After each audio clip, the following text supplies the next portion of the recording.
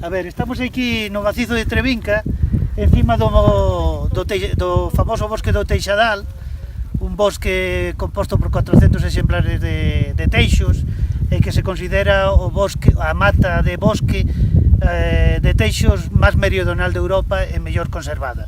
Bueno, está conservada, eu creo, porque o acceso é bastante dificultoso, non se pode acceder. Entonces estamos en riba del para velo e tamén para ver os cumios de Pena Trevinca, que son os cumios máis altos da comunidade autónoma.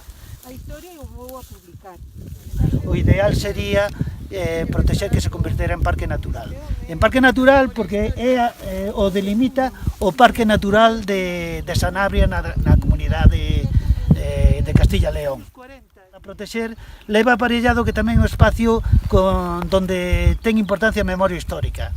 A menos de 500 metros atopase a mina de wolframio explotada polos alemáis durante a Segunda Guerra Mundial e logo tamén por unha empresa privada española durante a Guerra de Corea, e foi o Teixadal foi o bosque onde durante moitos anos se establecera a cidade da Selva da lucha antifranquista nos anos 40.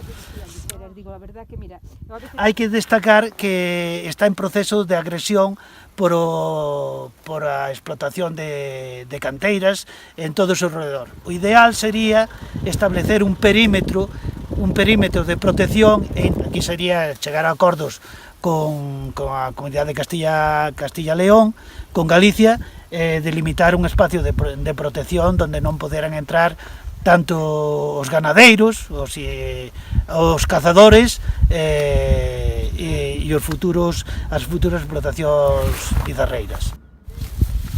Vale, tal como explicou Félix, que é un luxo vir con el porque controla toda a parte histórica, toda a parte ecolóxica. Dende Marea queremos protexer isto, hai que blindalo, vamos priorizar a cuestión de que sexa declarado parque natural, como na outra zona, como na zona de Zamora. É un lugar especial, é un lugar que hai que coñecer, pouco coñecido, pero é un lugar mítico, máxico. A sensación que temos ao chegar aquí é unha sensación única, é un dos lugares máis importantes de Europa no que ten relación con este bosque extraordinario. Entón, temos clarísimo que hai que protexelo. E hai un contraste entre esta sensación